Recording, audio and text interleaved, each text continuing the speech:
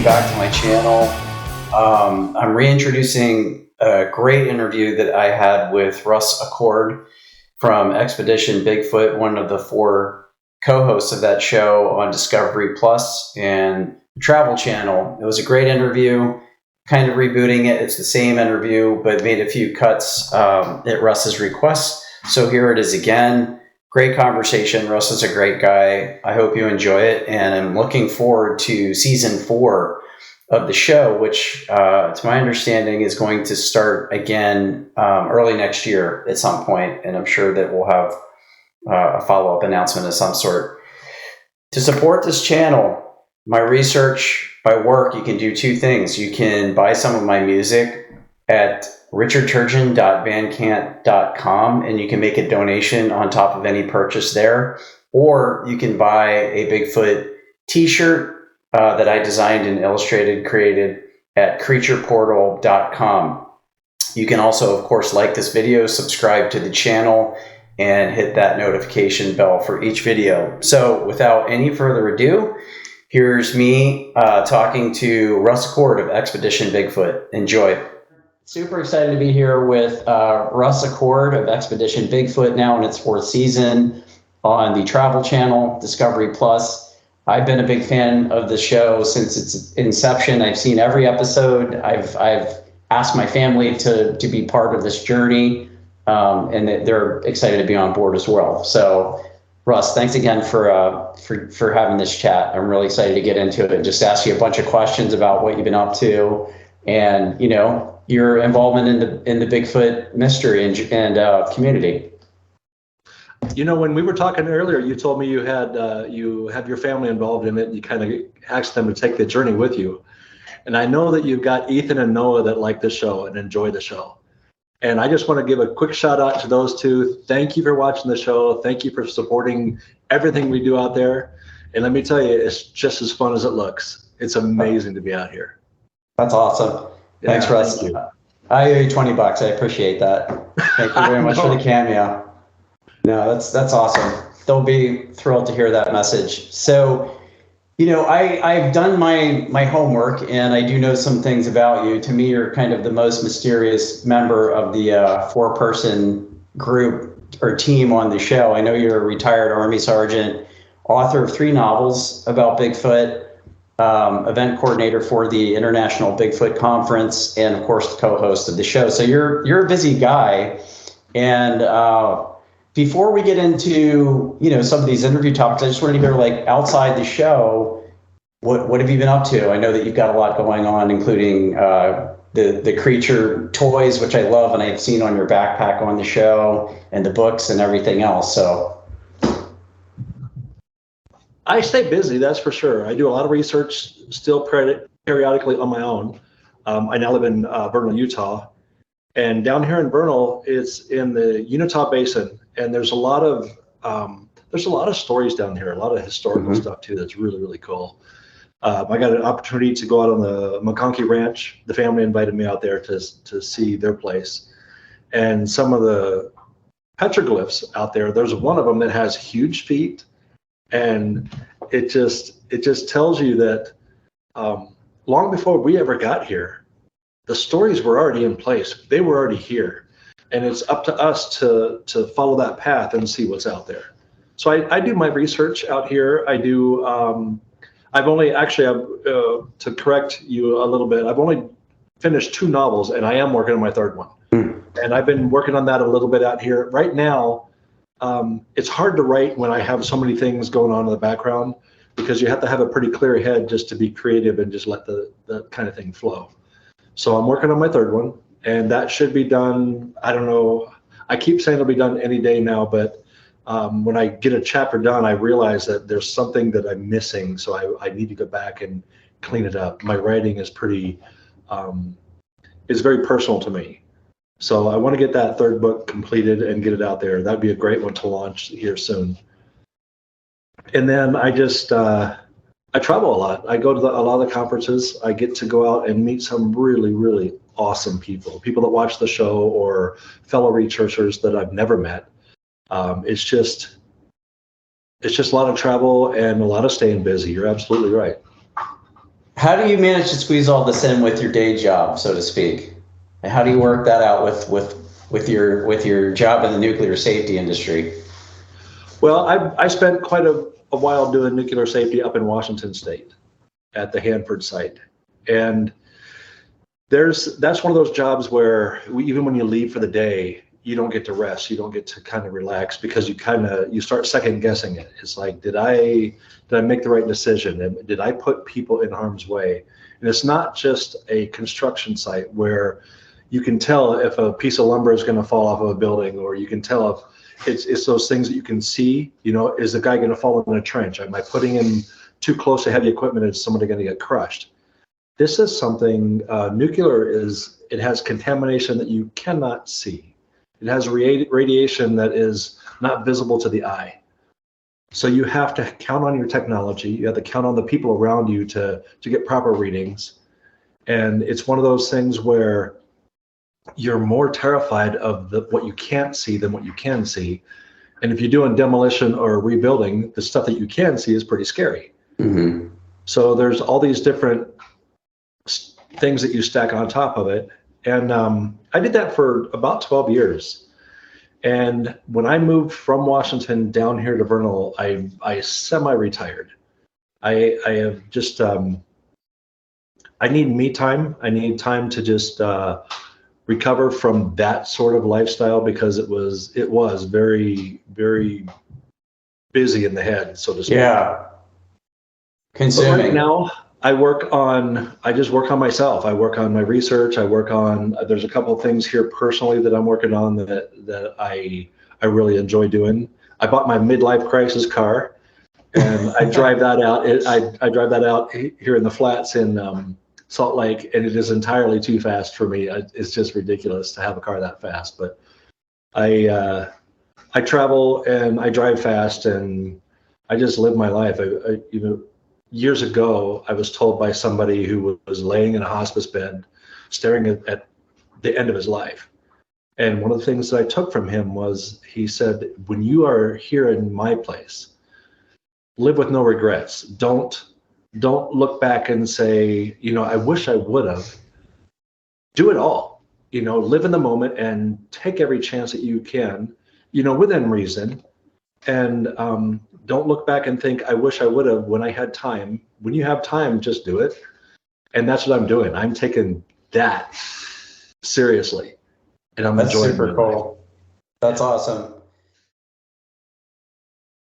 Just to shift gears a little bit to the Bigfoot topic, I wanted to start off with some current events. It looks like you're pretty tight with Bob Gimlin. His 93rd birthday was October 18th. The 55th anniversary of the world famous Patterson-Gimlin film was October 20th. So it's kind of a hot period a few days ago.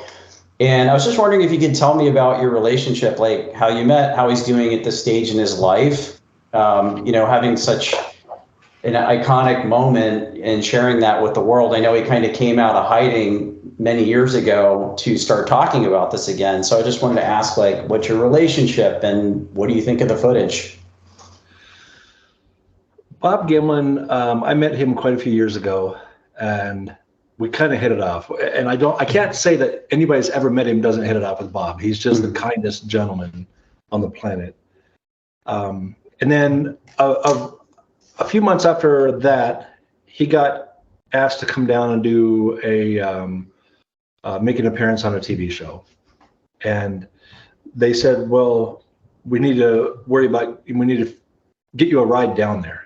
And I lived 90 miles from Bob's house, and it was the show was happening all the way down in California.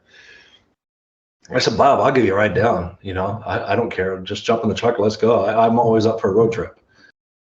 So I get Bob in the truck, and we drive all the way down to California, all the way back. He does his appearance on the show, and it was kind of cool, just spending 10-hour drive one way with Bob, listening to Bob's stories. Just insane. And I said, Bob, why don't you have a documentary? Who's done your life story? And he said, a lot of people said they want to do it, but nobody's really taken the time to do it. Mm. And I thought, oh man. I said, Bob, if I can get the time to put you in front of a camera and do a documentary about Bob's life, would you be interested in letting me do it? He said, yeah, if you find the time, kind of, he was just kind of, yeah, okay, whatever. I said, no, I'm not kidding. I said, I need a serious commitment from you. If I take the time from work, will you give me the time in front of a camera?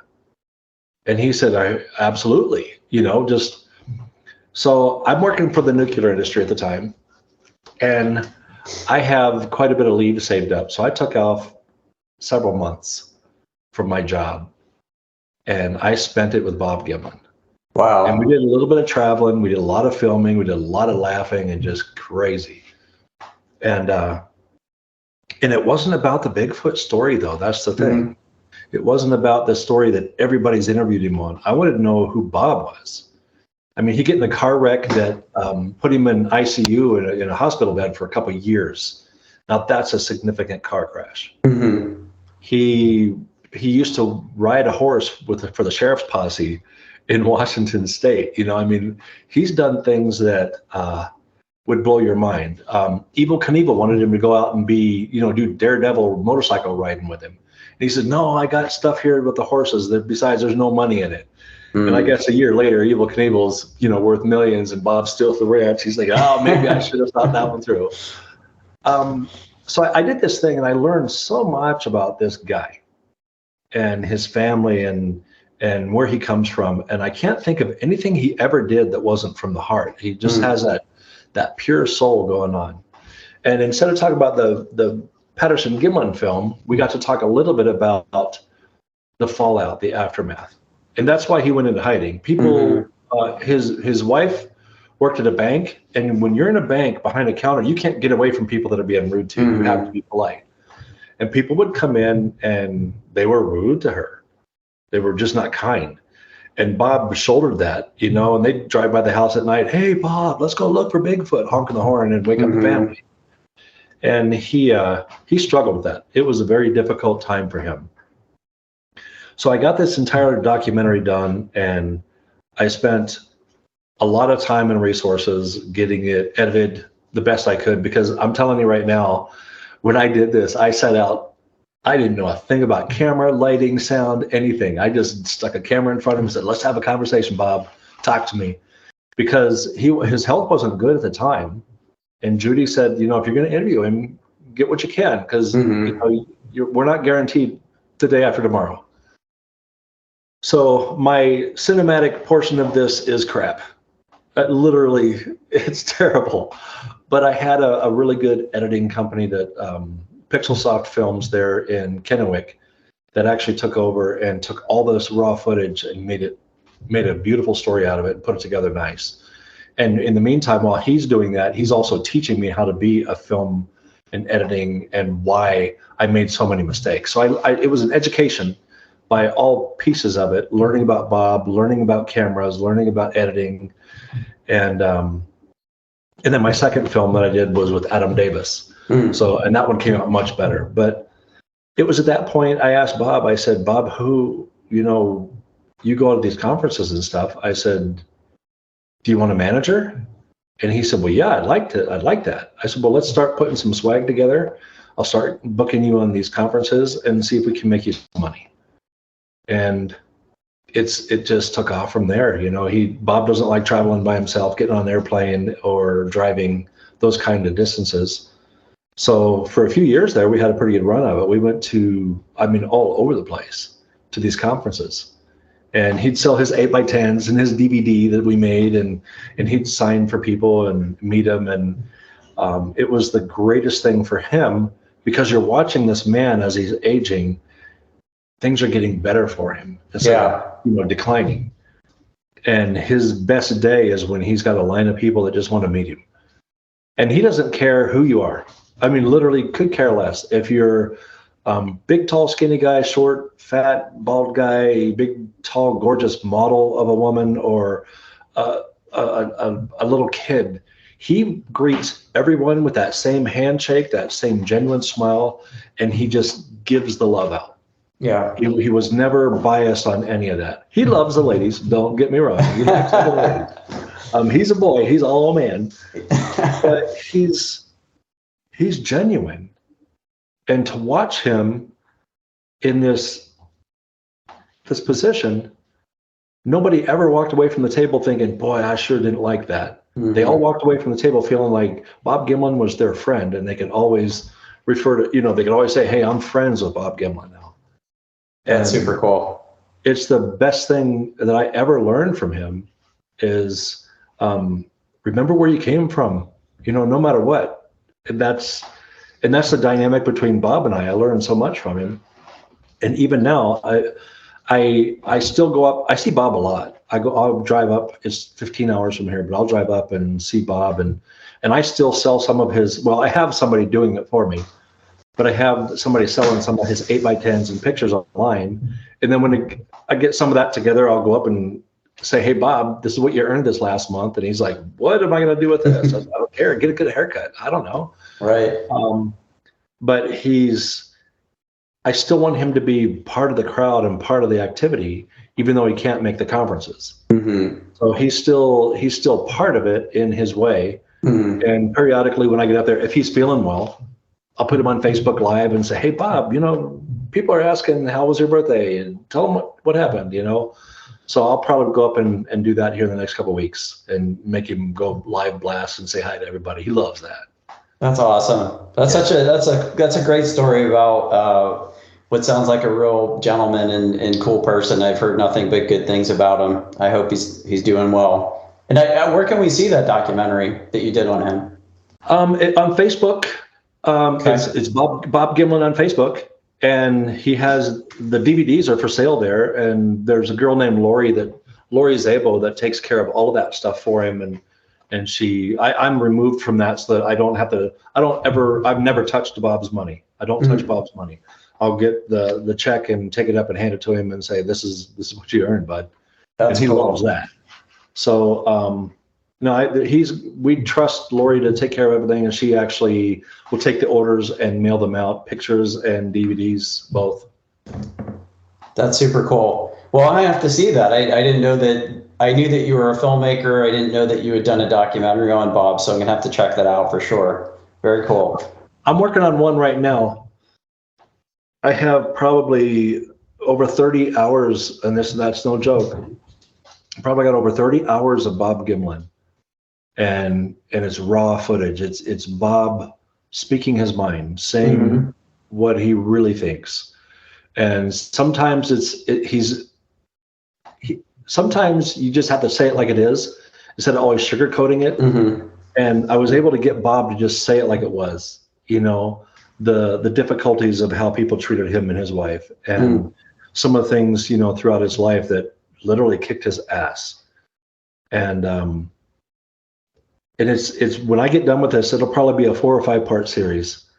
And when you get done with this whole thing that I'm putting together, when you get done, you're going to feel something deep in your chest for this man, because he didn't always get the shiny side of the coin. He had some rough road. Yeah. That genuine and beautiful at the end of it is a miracle. Well, this is a familiar story I've touched on in all most of the interviews that I've done so far with people in the community I've been talking to, starting with Michael Freeman. His family also went through similar difficulties with, they had to move essentially when Paul came out with his story and footage to the media, and it's unfortunate. So I'm hoping that some of the conversations that we're having, shows like Expedition Bigfoot, kind of loosen things up to the point where more people do have the courage to come forward and don't have to fear the ridicule that comes with it. So very happy to hear that Bob is doing much better on this side of his life after that initial, stuff that comes with talking about this subject sometimes. Yeah, there's a lot of ridicule that comes with it. And it's funny because even when, if I meet somebody and they say, "I know your face. Where have I seen you before?" And it's like you hesitate for a second because you don't want to say something Bigfoot related, because you don't know if that's going to come back as "Oh yeah, you're one of those." Right. Yeah. But I don't worry about it anymore. It's historically, whatever it is, there's something out there. And I can't say that I've never had one of those up close and personal sightings. I've seen things in the distance, even in the third series, that really make me excited. But I can't say, I look at you, I see your hair, I see the details of your face, I can hear your voice. I know you're real, right? Yeah. And I can give a pretty good description to you when we're done. But I have never had, I mean, I've heard some very, very compelling stories from honest people that just blow my mind.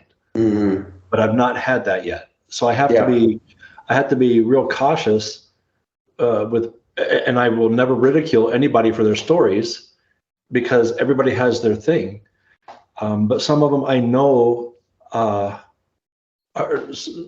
of them are a little harder to digest than others. Let's just put it that way. Right. But I know that people in their heart see things, and they believe what they see. But oftentimes it's not always accurate. Yeah, it's we have in our minds, we have a preconceived notion of what we want to see. And we know what we expect to see. Mm-hmm. If we see something that's similar to it, if we're not careful and we don't get backup evidence and double check that, we can have ourselves convinced that that's exactly what we saw. Right. So you have to be able to interpret that and accept it. And you can't tell somebody, oh, you're full of crap, you didn't really see that. Yeah. Because you know that in their heart and in their minds, they saw what they saw. And they'll get ridiculed, or you can accept it and say that's a very exciting story, and I'm glad you shared it with me, and walk away from it, because you don't want people to get gun shy about talking about it. Yeah. Because there's always going to be, all this stuff comes from something of truth, and historically we're seeing it. Yeah. So that's a good segue to some of the moments on the show that have been, pretty exciting to watch unfold as you experience them. But a big moment for me on the show was when you found that large footprint in, I think it was Pacific Northwest. And I said, right before you did it, I said to my family, he's going to rappel down that bridge. And he did. Am I that predictable? I called it. I totally called it. And we all laughed, because there you went. And I was, there he goes. But I wanted to see what happened with that. I mean, that was obviously about as crystal clear a footprint as it gets. It was a trackway. It sounded like it went into the water. And I was just wondering, I saw, the team did the plaster casting and whatnot. Where did that go? What happened with that afterwards? That was incredibly compelling, that moment on the show. I've done research for quite a few years. I've cast things, but never anything that crystal clear. Mm-hmm. And I've seen things that I'm not ready to come forward and say that was definitely Bigfoot or not. I've seen things that are very, very questionable, which is exciting. Mm-hmm. As a researcher, you see things, or you come across things that just blow your mind. When I saw that footprint, they did the scan. They did the radar scan, and that gives them really, really amazing detail. Mm-hmm. And what I did was I'm old school, so I wanted to put the plaster in it. So I got the plaster and I poured it in. We pulled that cast out. And you still have that thing you can put in your hands, and that immediate size reference, how big it is compared to the size of your own hand or just your own foot by comparison. And to me, that was probably the most exciting things we got in the field. Yeah. Because it wasn't just it could have been, it looked like there was toes, there was the ball, there was the heel, it was all there. That was extremely tangible evidence. Yeah. Yeah. So there was no mistaking that it could have been or might have been. And it definitely was not a bear print. Mm-hmm. There was no claw marks ahead of it. It was probably one of the most exciting things we got. I think so. When I watched that episode, I can still feel it. Like the hair goes up on my arm, and I'm just like, I remember that. It was amazing. Yeah. And it was cool to bring that home, and be able to look at it. And then Dr. Meldrum looked it over, and he said, gave it the thumbs up. He did. He gave it the thumbs up. So that also, that was pretty exciting. Now, when I went over the bridge, it was because Zach saw something black move down the river bottom. And I'm out this bridge just looking at everything and down at the river and the water. And when he saw something, whatever he saw, I didn't. Mm-hmm. And it's hard to explain that trestle and the contour of the cliffs on both sides of it. By the time we find a way down on the river bottom for Zach and everybody else to get down, it was better than a half mile away. We couldn't really just go down and get into that river bottom. Yeah. So that's why, I mean, I'm always excited. I'm about the fastest way to get there. So it was a chance for me to jump on a rope and run down and hit the ground running. So I was all about that. But getting to that track, it was just, that was a very secluded area, a place that wasn't traveled, and that's why, that place would be ideal for staying hidden and staying out of everybody's path. Yeah. So all I had from that was Zach's visual that he said he saw something. And then when I find a track, then if I'd have seen the visual and the track and maybe picked up hair anywhere, we scoured that area before we got pushed out by the smoke. But I'm the guy that wants more than, I saw something, but I don't have a picture of it. I have a footprint, but I don't have anything else to back that up with. I have hair, but no footprint, no visual. I want it all. Yeah. Before I'm going to get on an interview and say, I know for a fact, I've seen it. I know, and I this is what I have to back this up. Yeah. When I get on an interview with that kind of information, it'll be worth seeing. That's a good transition to one of my next questions, which is a quote of yours. I think you said it on the show. I'm going to find the answers to something I've been looking for my whole life. So I wanted to hear a little bit about your journey into the Bigfoot world, what got you interested in the first place, and what that answer would be. Like you just said, for me, it would be a visual plus, maybe photographic evidence, footprint, mystery solved. But what does that mean to you? So it's a two-part question. How'd you get involved? And then is there some sort of end game for you personally? Because that's different for everybody. This funny connective piece of it, what got me involved was in the 70s, my parents we were back east doing something, and they drove us to this theater in Virginia or West Virginia. I can't remember what. I think I was 7 years old. And I watched that Bigfoot film, where they talk about it. And same. Oh my God, it made my skin crawl. I'm like, oh my God, if there's something out there, I've got to find it. It's got to be real. And we lived out in the woods. So it was from that moment forward, I was looking for anything, any kind of hair, any kind of footprint, anything moving out in the trees ahead of me. And I saw a ton of wildlife, but I never saw Bigfoot. But that Patterson Gimlin film is what got me started. It literally launched me into this frenzy of, if it's out there, I'm finding it. So I started at a very early age. That was the beginning. Yeah. Yep. And then getting to meet Bob and be part of his life later was probably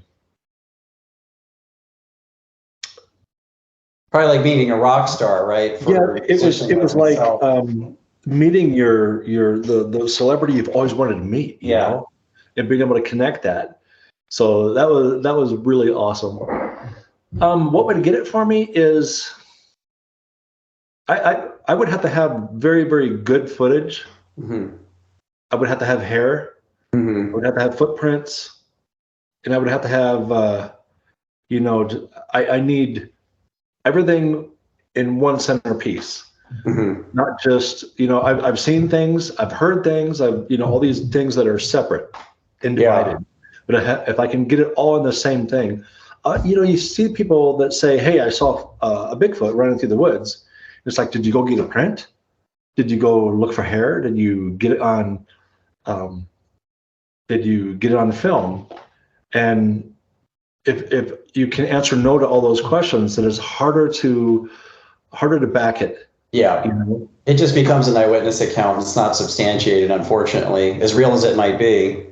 Right. Yeah. Right.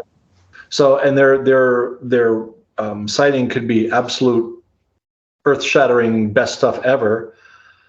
But I want more evidence than that. Yeah. Yeah. On that note, another moment on the show that I thought was very compelling was you had eyes on.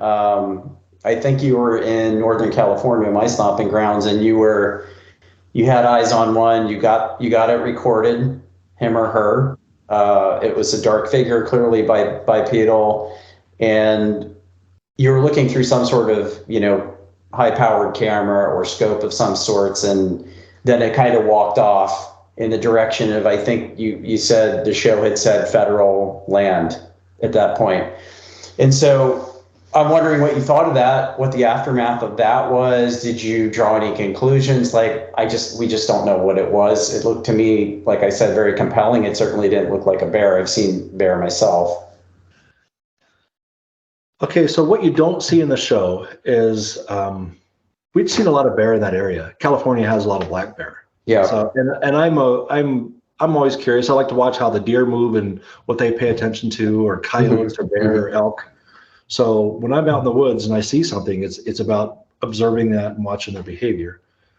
And I'd been watching this thing on that hillside for a bit, and I was convinced that it was just a bear digging for grubs. It wasn't just a couple. One second. That's noisy as there we go. It wasn't just a couple of seconds of seeing something behind a log. Yeah. And, then it stands up and walks away. I've been watching that for quite some time. And it just kind of stayed in that area. And I'm thinking, it's just a bear. I kept waiting to see if there were cubs with it or something like that. But when it literally stood up and walked away like a logger, like you and I would walk, right, bending at the knees, swinging the arms, and just literally walking, every hair on my body just went, yeah. That's that. And Zach is filming, and I know that look of disbelief, like, What is that? Yeah. We hesitate for a second. It's like, did I just see what I think I saw? Now, what that was is I have a big telescope, for spotting game, and there's an attachment I can put on the back of it and stick my camera to the back of that so I can watch it on the camera.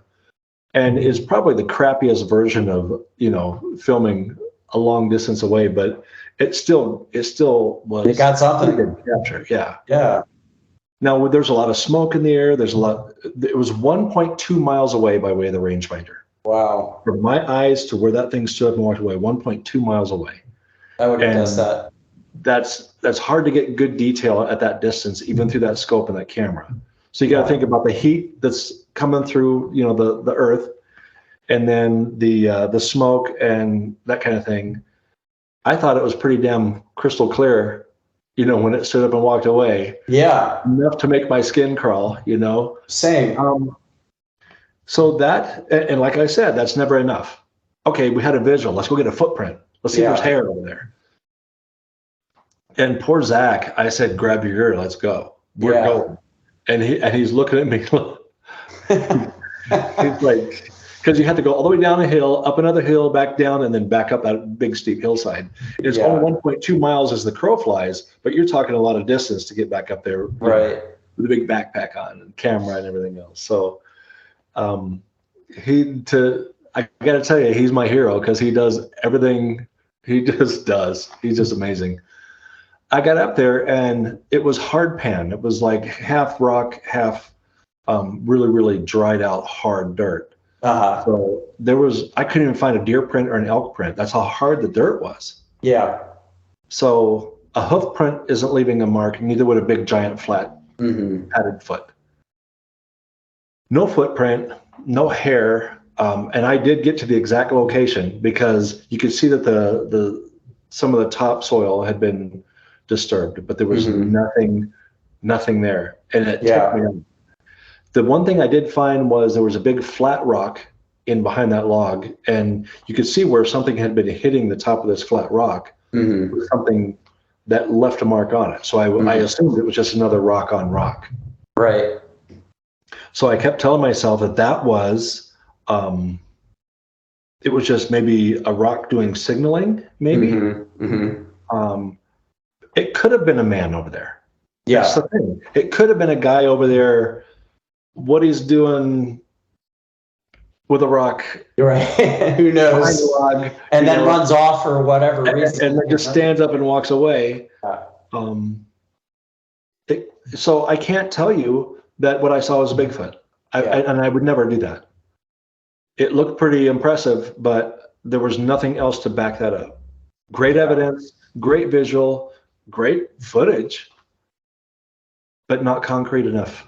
Yeah. Well, I love that. I love that degree of skepticism in you, because I feel like that makes for responsible research, and even you talking about your approach, it makes sense that, yeah, I got it on film. That would excite a number of us, right? Alone. It would be like, cool, mission accomplished. My day is over. I'm going to go home and enjoy that. And I have something. But like your approach on the show, and we see this over and over again, is like, I want more. I want to gather evidence. I want to go to where, I'm spotting something, even if it is a mile away or whatever. So that all makes sense.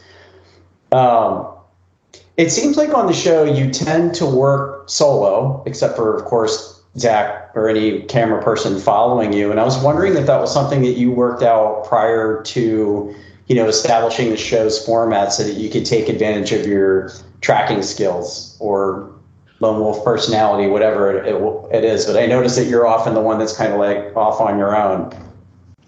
It was funny when I interviewed for it, not interviewed, when I talked to them about it. That was one of the things that came up was, how are you in the woods? Or, I said, well, I'm a military guy, a survivalist. I'm very, very comfortable being in the woods and not afraid. That's my comfort level. And they said, well, how do you feel about being out in the woods, for extended periods of stay, take one camera guy with you. And I was thrilled to death. I'm like, yeah, I don't want a bunch of people with me. I don't want the noise. I don't want the lights. I don't want anything. Right. And Zach was the perfect guy because he's ex-Army. So for him to, he's the perfect guy because he's stealthy. We had that dialogue. I can say anything I want to Zach and know that I'm not going to hurt his feelings. Skin. Come on. Thick skin, yeah. But he's tough as nails. Mm-hmm. So for us to just kind of get together and go out and do our thing alone and go my idea is to cover as much distance as possible. Mm-hmm. I'll sit for a while, but I can only sit for so long before I start, getting antsy. Yeah. What's on the other side of that hill? I want to see it. So it's just, it's working with him in tandem gives us a chance to be a lot quieter, cover a lot more distance, see a lot more, and, hopefully get stuff that we can bring everybody in on. You get a hot spot and it's like, okay, we happen across this by luck. Let's bring the team in and just scour this area. So that kind of stuff works out really, really well. And we spend a lot of time remote, just us, just the two of you. Yeah. And Bigfoot probably. Speaking of the team, the show features these very distinct personalities from different disciplines. Bryce is very book smart and very much an aggregator of kind of like the whole field and taking different approaches and eyewitness accounts into, the work that's being done. Maria is obviously the scientist of the group. I love Ronnie's approach because he also is very open-minded and I think has studied a lot of lore and Bigfoot behavior. And he kind of brings that, like gifting, this idea of gifting, which is not familiar to much of the community probably before somebody like him talking about it on television. It was more of an internet thing. So I love how you guys complement each other on and off camera. And I'm wondering, do you feel like you've made headway with this team that you wouldn't have alone? Absolutely. Are you kidding? Absolutely. I learn from Bryce, Maria, and Ronnie equally. Mm-hmm. It's Ronnie's idea are much different than mine, but I love it. It's like he forces me to open my perspective to other things, and it's good because if you think you know it all, then you haven't learned a damn thing. Yeah. So it's time to start over. So I always had it in my head that it's flesh and blood, it's this, and I'm just stuck in my little channel. And then Ronnie forces me outside that channel and he challenges me. He's like, well, that doesn't make sense because flesh and blood couldn't do that, but you just saw it happen. So what do you got, Russ? It's like, Yeah. Dang it, wrong. He's great that way. And he's not so woo-woo or kooky that you discount him or think that he's not credible. And hopefully I get to talk to him at some point. I want to read his book first before I do that, but he's a great personality and in addition to the show. Awesome guy. Yeah. Maria is she has to have her data. It has to line up and it has to make absolute sense scientifically and professionally. It has to make sense, or she's gonna say, well, I'm not gonna go with that idea. I'm just gonna go with the idea that maybe I just don't understand it. Yeah. I'm not gonna say, oh my God, since we saw this is definitely Bigfoot. She won't do that. Right. She's not gonna comply, and conform with things that don't fit her, because she's a scientist. Very, very regulated. Yeah. Mm-hmm. Highly educated woman, has some of the greatest information on the spot. It's like, hey, why is this? She's like, oh, that's silly. That's just, it's simple. That's reflective tissue in the eye. That's the only reason you're going to get eye shine. Right. It's like, okay. She's also, I'll tell you, is you're a survivalist. I'm a hiker at best, and I go deeper than your average hiker, but she is tough as nails. Some of the, she keeps up with you guys, and that always impresses me. She just seems very fearless. I got to give her credit for that. I got to tell you a quick story about her. When we went into the caves in Kentucky, I'm 230 pounds. I'm by volume just too big to fit in some of these small spaces. I can't believe she did that. I know. I went down. I was probably a couple hundred feet below the surface of the earth, and it starts getting in my head. It's like, boy, if there's a collapse down here, nobody will ever find me. No. But I wasn't going to let anybody know that it was it's starting to feel that claustrophobic. I'm like, no, let's keep going. Let's go. And I get into this spot where I'm trying to get myself. There's about a 15-foot drop below me, and I have to squeeze myself in between these rocks to get down to this other area, and then there's a big wide open space down there. So I get myself there, and then I'm thinking, and I let go with my feet, and I let go with my hands, and my body is literally wedged in between these two rocks. Panic. And I'm just hanging there like a bat, and I'm like, I said, guys, this is where I turn back. And they said, well, here, let me help you. And I kind of got snarky. I said, don't anybody touch me. Do not touch me. If I can't get myself out of this, you let me get my head wrapped around it. I'll always be afraid of this moment. Yeah. Let me do this. Yeah. And because if I'd have been there alone and it took someone to get me out of there, my mind would never be able to process beyond that. I would always have that fear then. I'd be afraid to go into these spaces. So it took a couple minutes, but I muscled my way back out of that crevice and worked my way back up to the surface. And then Maria was like, what? I just stepped out. Shimmied my way out of there, Just be quiet. And she got to go see the big open rooms and all that big wide open space. I wanted to see it so bad. Yeah. But yeah, you're right. She was able to overcome. I don't think that she's really afraid of that. It's just that it got to me when I got wedged. Mm-hmm. And you're trained to not panic in those moments too. As a survivalist, you can't let that fear overcome you. You're in trouble, worse trouble probably.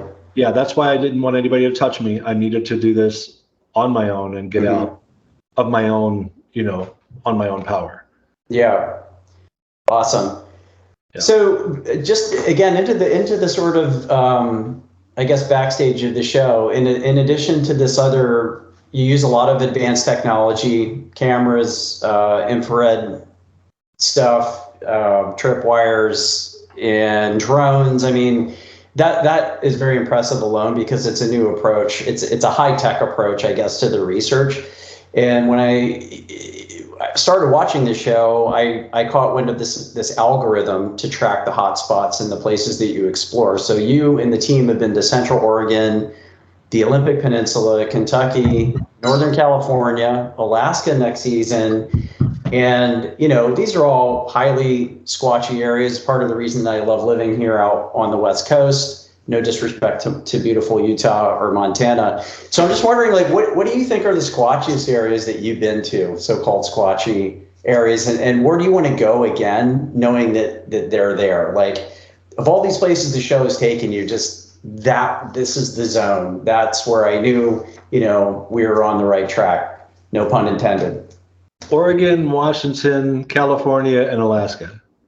All of it. The whole map. Every piece of it has its own evidence. Every piece of it has its own excitement that comes to it. That thermal I got in Oregon, the more it's funny because I think on my next presentation I'm really going to dig into that. But yeah, to see a thermal, my favorite device in the woods is a thermal. PBS-7s, my night vision goggles. I used to wear those in the military, and you walk around at night, and everything's in that green, white haze, right? And you have no depth perception, so you can have a really significant drop in front of you and not see it till you're already free falling. The thermals give you a really good layout of the land in front of you, but if you think about it, on the PBS-7s, the night vision goggles, something could be standing very close to you, and you're not really going to see it. Because especially if it's the same color or dressed the same as a tree or the outside, camouflage, you're not going to see it. What you do see is a heat, thermal heat signature.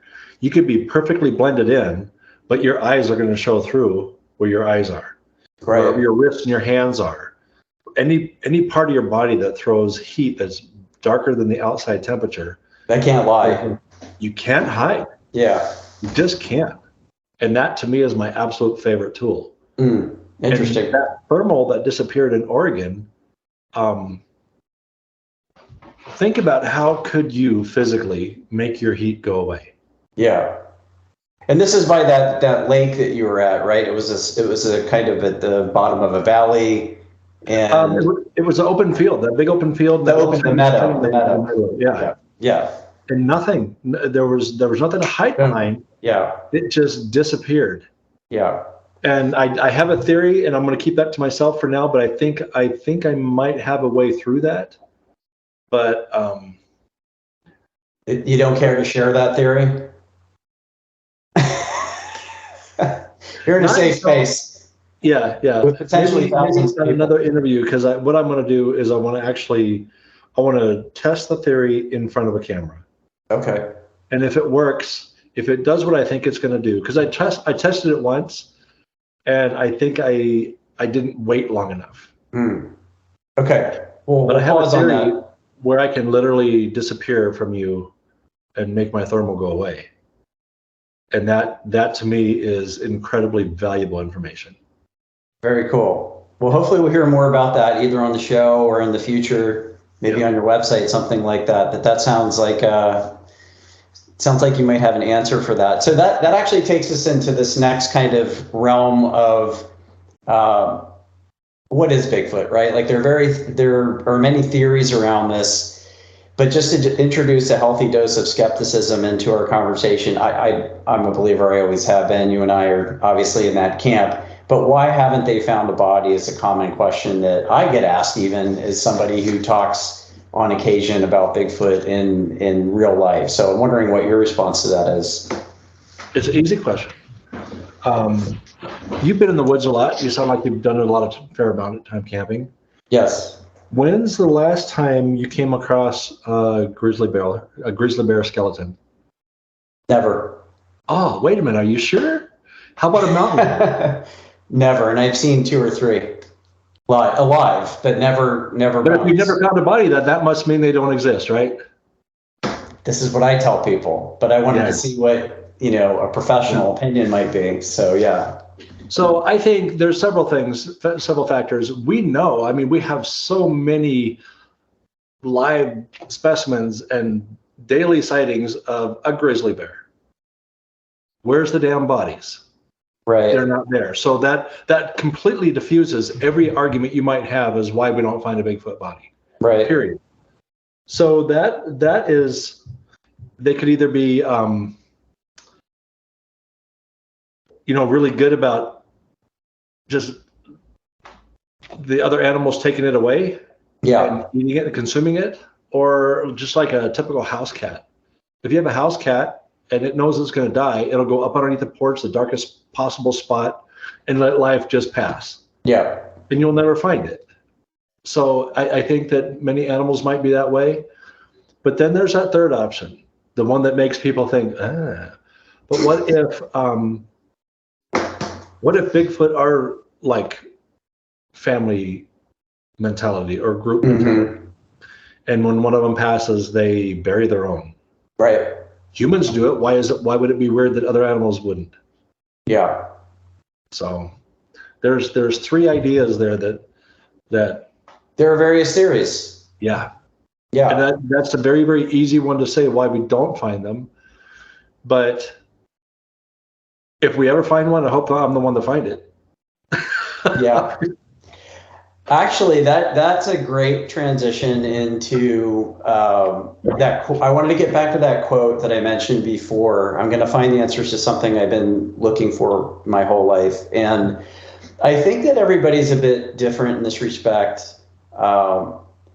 And we talk a little bit about, the kinds of answers that you're looking for, like evidence and photos and proof. There's a lot of eyewitnesses like Paul Freeman. They want proof they're not crazy, right? Especially, I think, in the earlier days when Bigfoot research was not even a thing. There was no, quote, Bigfoot community. They want validation. Like, I know I saw something. Now I want to prove to other people that I'm not nuts, And then for somebody like Roger Patterson, I think it might have been about, I didn't know him, obviously, but it might have been about the discovery, and maybe he wanted to capitalize on that, right?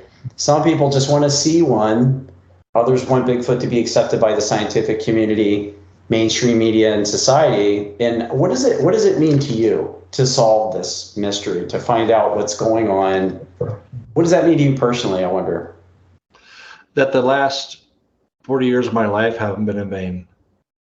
That the thousands and thousands of testimonies of people stepping forward and actually having the courage to tell their story, you validate them, and you find a way to, and it's not like we need the government to come in and say, okay, well, we need to protect them now. It's like, shut up. They don't need your help. Yeah. It's like they've done a damn good job of it on their own. They don't need our help. They never needed our help. Mm-hmm. So it's a way to maybe validate the people that have hesitated to come forward, and the ones that have told their story and been ridiculed. I don't know. I'm chasing something for so many years, since the 70s, that has eluded me. It'd be nice to be able to put a pin in it and know, and be able to share that with the entire planet. Hey, this is what I've been looking for. This is what I found, and you guys were all right. Right. Every one of you were right. The history has shown us that there's been something out here, and now we have the proof. Mm-hmm. Yeah, that's awesome.